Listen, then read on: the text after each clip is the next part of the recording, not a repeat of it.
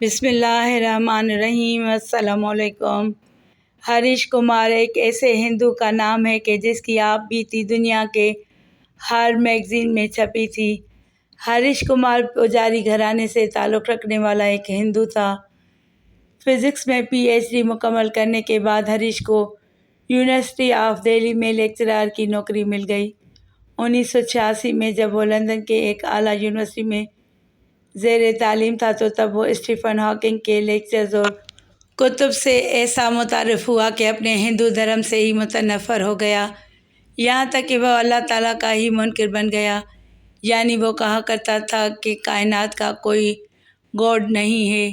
ہریش کمار مسلمانوں کے بڑے بڑے علماء کے ساتھ بحث و مباحثہ کیا کرتا تھا۔ اس کے علاوہ وہ عیسائی اور یہودیوں کے علماء کے ساتھ بھی بحث کرنے میں کوئی کسر نہ چھوڑتا تھا۔ وہ سب سے بس ایک ہی سوال پوچھتا تھا کہ اگر مرنے کے بعد تمہیں پتہ چلا کہ خدا کا کوئی وجود ہی نہیں ہے تو پھر کیا ہوگا تم مسلمانوں کا؟ ہریش کمار اپنی آپ بیتی سناتے ہوئے اپنے ویڈیو بیان میں کہتا ہے کہ ایک سبزی فروش تھا، ہم اس سے 20 سال سے سبزی وغیرہ خریدتے آ رہے تھے۔ 2005 کی بات ہے کہ چھٹی کا دن تھا جب مسلمان سبزی فروش سبزی بیچنے آئے تو میں نے اسے چائے کی دعوت دی، جو اس نے نہ چاہتے ہوئے بھی میرے اصرار پر قبول کر لی۔ ہم دونوں میں خدا کے وجود پر گفتگو ہونا شروع ہو گئی۔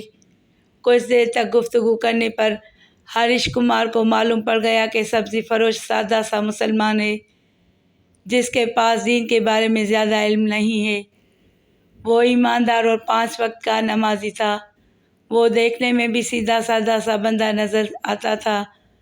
بات کرتے کرتے اس نے مجھے ایک ایسی بات کر دی کہ اس کے ان الفاظ نے میری زندگی ہی تبدیل کر کے رکھ دی۔ وہ بات کچھ اس طرح تھی کہ جب ہم بحث کے بعد تھک گئے تو سبزی فروش کہنے لگا، ڈاکٹر جی آپ خود ہی کہہ رہے ہیں کہ کئی صدیوں سے انسانی تاریخ میں پیغمبروں اور نبیوں کی کہانیاں چل رہی ہیں، سب نے ایک اللہ اور جنت اور دوزخ کی باتیں کی ہیں۔ یہ بھی بات آپ نے کہی ہے کہ سائنس مرنے کے بعد کے حالات کا جواب ہی نہیں دے سکتی۔ اس سے 2 ہی امکانات سامنے آتے ہیں، ایک اللہ نہیں ہے، 2 اللہ موجود ہے۔ ڈاکٹر جی ذرا اس بات پر غور کریں کہ اگر آپ کے کہنے کے مطابق اللہ نہیں ہے، اس کو سچ مان لیا جائے تو پھر تو مرنے کے بعد آپ اور میں دونوں برابر ہوں گے، کیونکہ ہم دونوں کو کوئی بھی پوچھنے والا نہ ہوگا، نہ ہی جزا ہوگی اور نہ کوئی سزا۔ لیکن ڈاکٹر صاحب جیسے کہ میں کہہ رہا ہوں کہ اللہ موجود ہے، تو اب آپ فرض کریں کہ اگر اللہ سچ میں موجود ہوا تو پھر مرنے کے بعد میں تو اللہ کا ماننے والا ہوں، جبکہ آپ انکار کرنے والے، تو پھر اللہ کو کیا منہ دکھائیں گے آپ، کیونکہ آپ تو مانتے نہیں۔ اب ڈاکٹر صاحب ذرا غور فرمائیں کہ ایک صورتحال میں اگر اللہ نہیں موجود تو میں اور آپ برابر ہیں، جبکہ دوسری صورتحال میں جس میں اللہ کا وجود ہے تو پھر میں آپ پر سبقت لے جاؤں گا۔ ان دونوں صورتوں میں فائدہ کس کو حاصل ہوا؟ آپ خود ہی فیصلہ کر لیں۔ اس لیے ہم سب کے لیے اچھا ہی ہوگا کہ ہم اللہ تعالیٰ کی آخری کتاب قرآن پاک کو پڑھ کر اس پر ایمان لائیں۔ جب وہ سبزی فروش ہریش کمار کے پاس سے چلا گیا تو ہریش کمار نے سوچا کہ میں کافی سالوں سے پروبیبلٹی کے بارے میں لیکچرز دے رہا ہوں، لیکن جب سبزی فروش چلا گیا تو میں نے سوچا کہ اس پروبیبلٹی کے متعلق تو میرا ذہن ہی نہیں گیا تھا کہ دونوں صورتوں میں وہی لوگ کامیاب ہوتے ہیں جو اللہ تعالیٰ کو ایک مانتے ہیں۔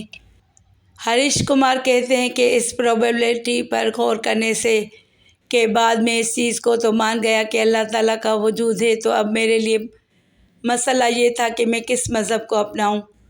ڈاکٹر صاحب اپنی آپ بیتی سناتے ہوئے کہتے ہیں کہ میں نے مسلمانوں سے یہ سن رکھا تھا کہ ان کی مقدس کتاب قرآن ایسی کتاب ہے جس میں کوئی رد و بدل نہیں کیا گیا، وہ عین اللہ کا کلام ہے۔ چنانچہ میں نے قرآن کو سمجھنے کے لیے کلاس لینا شروع کی، اور ساتھ ہی ساتھ میں نے عیسائی اور یہودیوں کی بھی مقدس کتابوں کی کلاسز لی، لیکن مکمل غور و خوض کے بعد میں نے یہ جان لیا کہ جو سکون اور اطمینان قرآن میں ہے وہ اور کہیں نہیں، اور میں نے یہ بھی جانا کہ قرآن دنیا میں واحد کتاب ہے جس کا ایک ایک حرف سچ ہے، اور ہر واقعے کی تصدیق میں نے خود کی، تو میں حیران رہ گیا کہ قرآن فرعون کا ذکر اس وقت ہی کر دیا گیا جبکہ ابھی دنیا کو اس کی لاش بھی نہ ملی تھی۔